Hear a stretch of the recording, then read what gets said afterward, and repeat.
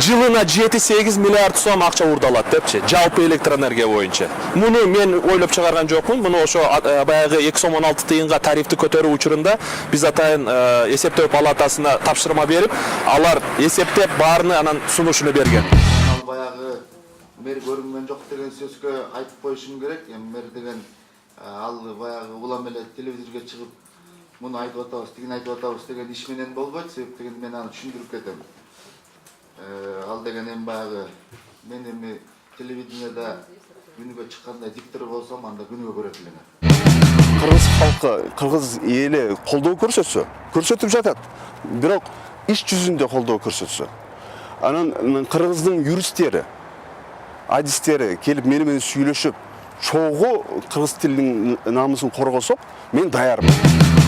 Ачарчылык жарыялап аткан саясатчылар боюнча мен көңүл кандай десем, ошол оорчулугун бөлүшүү менен ушул сөздү айтам.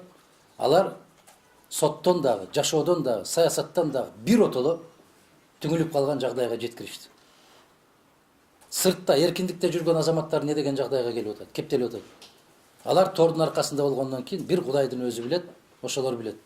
Кандай кырдаалдар болуп атат, не деген психикалык, не деген башка бир басымдарга, коркутууларга, үркүтүүлөргө же болбосо адамдык таасирленүүлөргө кабыл болуп атат. Ошонун баары, урматтуу туугандар, так айтышыбыз керек, Кыргызстандагы соттун чирип бүткөндүгү.